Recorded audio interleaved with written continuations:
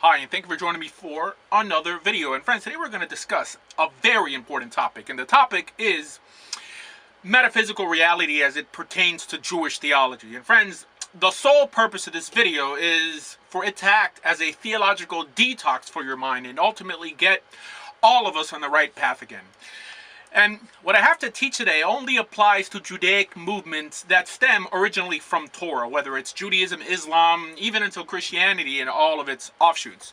So what is metaphysical reality? Well, metaphysics attempts to explain the fundamental nature of things. In our case, Judaism, or the belief system of the God of Israel. In other words, with this lecture, I will try to explain what establishes our belief systems metaphysical or even spiritual reality. In other words, what lays down the infallible, the ultimately true, the actual mind of God. So friends, today I'm going to try to clear up a lot of misconceptions that have ultimately led to people creating whole new movements that have gone as far as to condemn others who happen not to interpret things their way. And we will begin by solidifying two notions in your mind, very simply: truth and opinion. And by truth, we mean something absolute, infallible, something that cannot be questioned. In other words, the metaphysical and even the spiritual reality of things. And by opinion, we mean anything that could be as true as ultimately false, something that in terms of Judaism is theologically uncertain. Now, this is really a good way to digest what is taught as mystical nowadays, because when you hear the word mystical or spiritual, your first question really should be if it's true or absolute, because if it's not, then why practice it?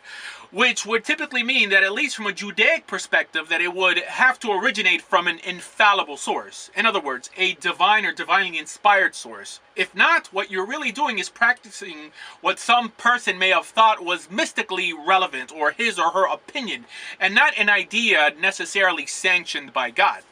And friends, I will now let you in on a piece of information that will really act as the catalyst for this lecture. And that's that the only divinely inspired text or message to humanity was and is what is contained within the 5 books of Moses, also known as the Pentateuch, the Chumash, or Torah.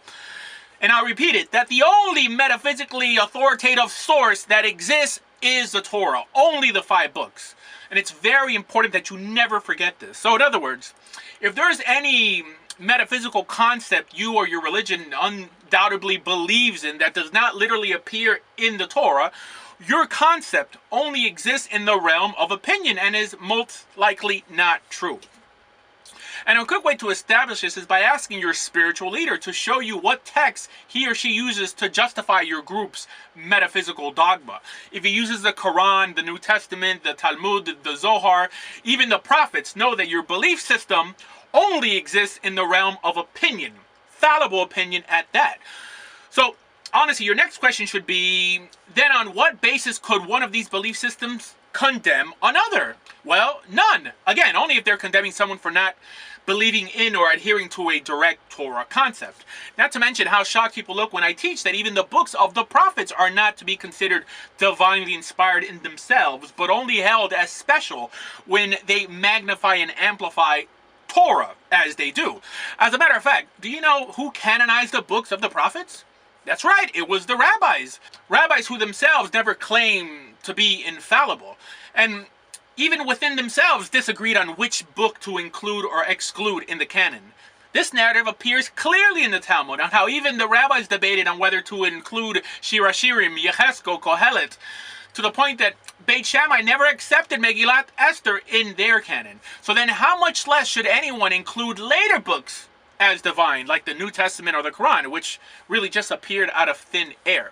And friends, this even goes for concepts like Mashiach, Techiyat HaMeitim, the resurrection of the dead, and other concepts that we know have been accepted as principles within Judaism, but only literally really exist in rabbinic or later works. Again, concepts that were solidified by our sages, concepts they believed were justified by Torah, but still concepts that we should never delude ourselves to assume exist in any realm outside of opinion. And friends, the problem today is that we have taken any ancient, possibly Judaic idea and elevated it to the realm of the divine. really dissolving what has ultimately been our common ground all along, which is the Torah. Because, friends, the fact remains, and is very explicit in Torah, that the only thing that the Almighty requires of us in terms of belief is what He has stated countless times in Torah, that He only holds us accountable for not keeping His decrees or statutes. The literal commands within Torah. Now, some may ask, don't we have a command to listen to the sages, the rulings of the great court, the Sanhedrin, Chazal? Absolutely, but only because the Torah itself ordered us to do so in Deuteronomy 17 and other places. But one fact is that although we have to listen to this court, we are not in any way supposed to assume that this court never made a mistake. Actually, there is a whole tractate in the Talmud called Horayot that dealt with the errors they made, not to mention that this also appears in Hilchot Shegagot of the Rambam. As a matter of fact, this court was only authorized to rule on practical matters and not in any way to establish metaphysical reality. Why? Again, because only Torah establishes that. Now, you're probably thinking, well, everything we do in Judaism nowadays in terms of the mystical or spiritual does not come from Torah. Is all that opinion as well? That's right. Friends, it's time to wake up and stop ultimately wasting our time and return to our only common ground, which is Torah. And this is the main distinction between Dor De'ah and the majority of Orthodox Judaism. In other words, this is a dividing line, that we truly make a distinction between what's truth and metaphysically binding belief and what's made up. And not to mention that we hold leaders religiously accountable for twisting and perverting Torah. So friends, do I really care that, let's say, Christians think that Yeshua is the Messiah? Not really. No, friends, the theological problem begins when they teach that someone else is lost if they don't. In other words, what makes a group destructive is not that you have one person, presumably the founder, with weird ideas, but rather when he begins claiming that those ideas or his opinions or his understanding of a certain text is metaphysically and theologically binding, when again the idea does not explicitly appear in Torah.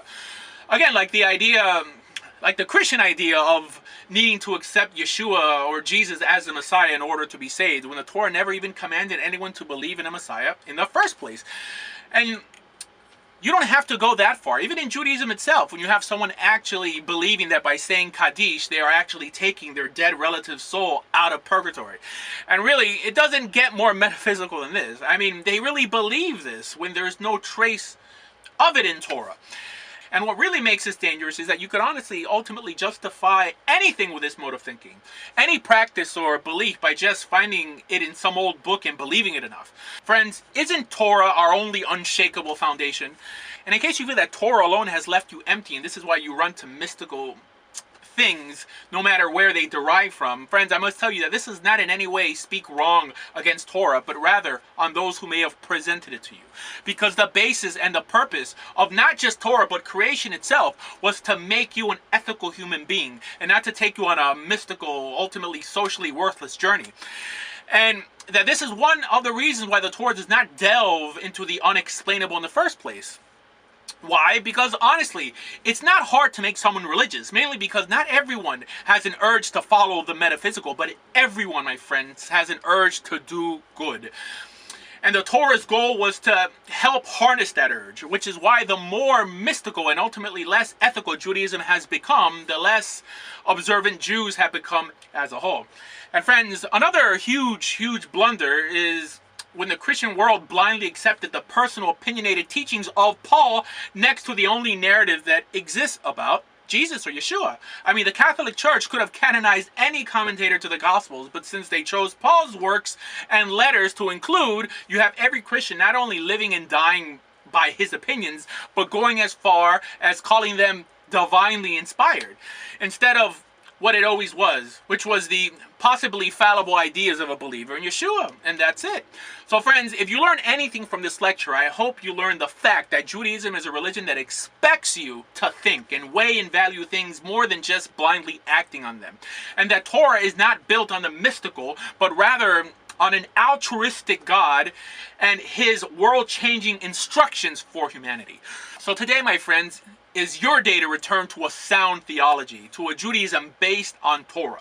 For more information on everything Jewish, please visit dordeah.com.